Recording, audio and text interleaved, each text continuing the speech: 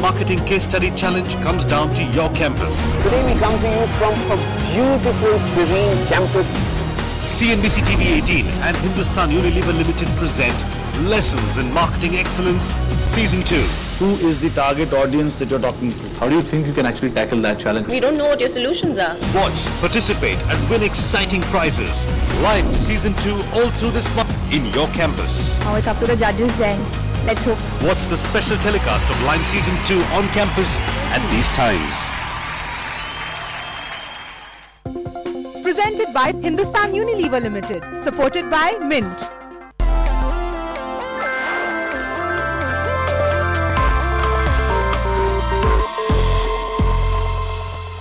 दोबारा आपका स्वागत है। आप देख रहे हैं आवाज एंटरप्रेन्योर। ब्रेक से पहले हमने फार्मा कंपनी अंजानिया लाइफ केयर की केस स्टडी देखी। अब अगर आप भी प्रेरित हुए हैं अपनी फार्मा कंपनी खोलने के लिए तो अंजानिया के एमडी कनन विश्वनाथ और क्रिसल एसएमई रेटिंग्स के डायरेक्टर पवन अग्रवाल के साथ आइए शुरू करें आपकी कंपनी खुलवाने की तैयारी। आप दोनों का बहुत बहुत स्वागत है। कनन, सबसे पहले आपसे शुरू करते हैं। आपने सोचा 3-4 साल पहले कि मैं अपनी एक फार्मा कंपनी खोलना चाहता हूँ। इस सोच के बाद आपका अगला कदम क्या था?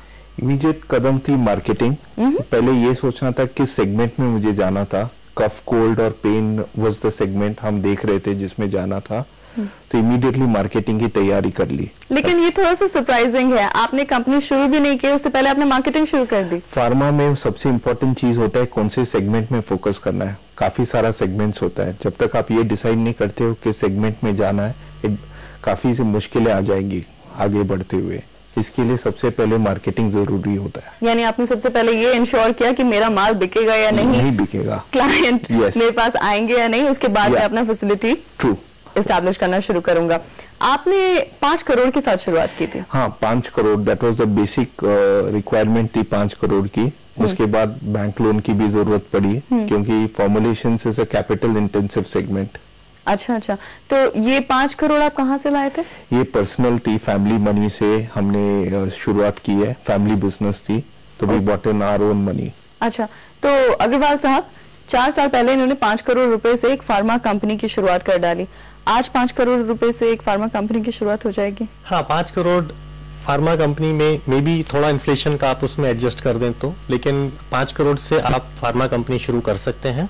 लेकिन फार्मा कंपनी में भी अगर आप देखें तो अलग अलग प्रकार के सेगमेंट्स हैं। एक पहला है फॉर्मुलेशंस जिसमें अंजनिया मिस्टर कन्नन ने अपना काम शुरू किया। इसके अलावा एक इम्पॉर्टेंट ऑल्सो सेगमेंट है जिसको हम बोलते हैं API, active pharmaceutical ingredients. Active pharmaceutical ingredients essentially are the substances जो दवाइयों में इस्तेमाल किए जाते हैं। एक दवा बनाने के लिए जो केमिकल्स का इस्तेमाल किया जाता है उसे एपीआई कहते हैं। तो अगर आपको एपीआई बनाना है और अगर आपको फॉर्मुलेशन बनाना है तो 2 सेगमेंट्स में थोड़े से डिफरेंट रिक्वायरमेंट हैं।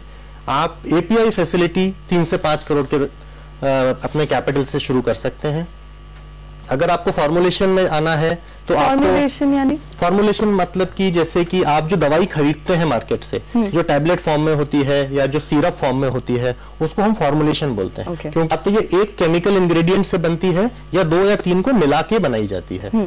तो फॉर्मुलेशन इज समथिंग दैट आप डायरेक्टली दवाई के रूप में ले सकते हैं। तैयार दवा को फॉर्मुलेशन कहते हैं। तो आप कह रहे हैं दोनों में से कोई एक को पकड़ लें?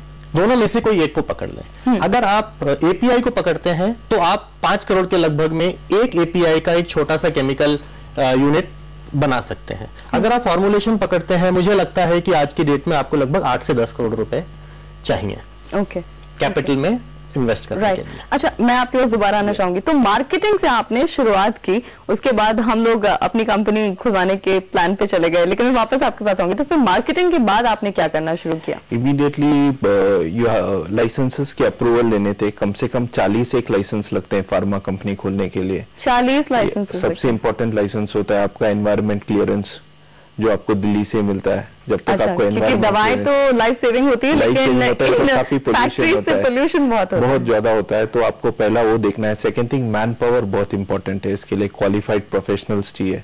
तो लोकेशन आपको बहुत इंपॉर्टेंट रहता है कि कहाँ पे आप फैक्ट्री खोलते हो। एक सेकंड, मैं यहाँ फिर इंटरप्ट करूंगी। अग्रवाल साहब, मैन पावर की कैसी यहाँ पर भारत में स्थिति है? मैन पावर मिलता है आराम से pharma company? I think as mister Kannan said, man power आपको कोई भी प्रकार का फार्मा बिजनेस करने के लिए एक अंडरस्टैंडिंग और स्किल ऑफ मैन्युफैक्चरिंग आपको चाहिए होती है। तो उसके लिए इंडिया में अवेलेबिलिटी की कोई कमी नहीं है। हमारे यहाँ प्रोसेस केमिस्ट्स, इंजीनियरिंग स्किल्स और R&D स्किल्स सब प्रकार के मैन पावर उपलब्ध है। और आज के डेट में अगर हम देखते हैं कि फार्मा में हमारे देश की कंपनियां क्यों अच्छा कर रही हैं, एक बहुत बड़ा कारण उसका एक मैन पावर की उपलब्धता है। अच्छा मैन पावर मिल जाता है और सस्ते में काम करने के लिए राजी भी होता है, और इसीलिए हम ग्लोबली कंपेटिटिव भी हैं। अच्छा, तो आप बता रहे थे कि ठीक है, आपने मैन पावर का फिर अरेंजमेंट किया, और आपका एक्सपीरियंस कैसा रहा? आराम से मिले आपको लोग जैसे चाहिए? मैन पावर काफी मिल रहे हैं, स्पेसिफिकली महाराष्ट्र, गुजरात ऐसे सेगमेंट से वहाँ पे काफी क्वालिफाइड पर्सनल मिल जाते हैं। मैन पावर मिल गया, लाइसेंसेस मिल गया, तो बाकी आपको फूड एंड ड्रग के अप्रूवल्स लगते हैं।